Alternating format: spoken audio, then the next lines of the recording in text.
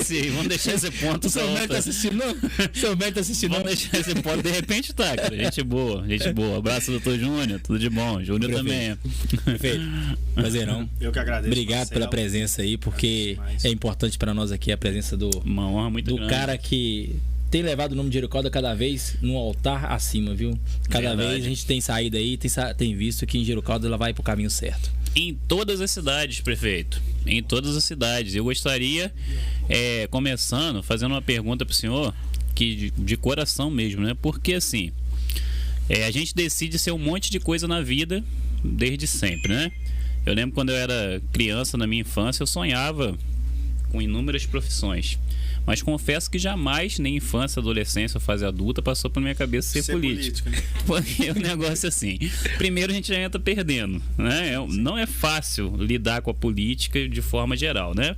Sim. E o senhor como servidor público, o senhor também é professor, tem uma série de outras atividades na questão, né? Mas como servidor público, como político hoje, um exemplo de administração, mas o que leva uma pessoa em sã consciência a decidir um dia assim, você político, dá para o senhor falar pra gente qual é a motivação? De onde vem? Primeiramente agradecer a todos vocês, né, por ter me convidado para participar disso aqui com vocês, desse podcast, desse bate-papo, né? Isso aí. Contraído entre vocês. Agradecer o Marcelo também. Assim, quando você disse aí, só para pegar um pouco do que você disse, o maior, o melhor prefeito. Não, eu sempre digo que nós somos uma equipe, né? Nós somos um time. E eu já tenho, o Marcelo também já passou por várias gestões, nós temos o Gilberto, temos o Edinho, entre outros, que já vem de outras gestões. E a diferença que está no gestor, e que eu acredito que aí já cabe mais a mim esse direcionamento, que é a forma como você vai lidar, como você vai liderar essas pessoas. Então, assim, a gente vê que tem dado muito resultado, né?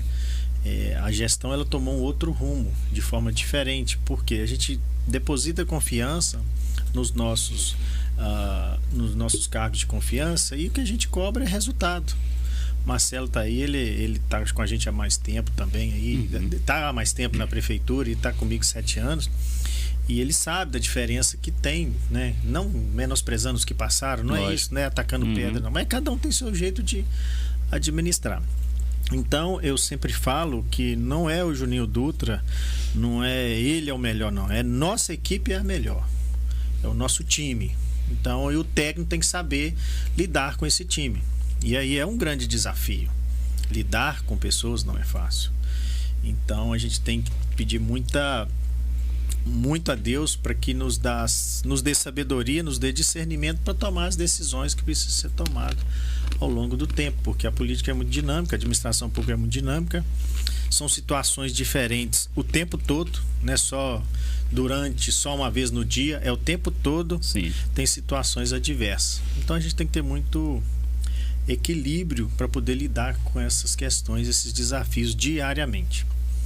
Mas aí agora voltando à sua pergunta, se você me perguntar onde que veio alguma vez assim, em sã consciência, assim, eu não lembro.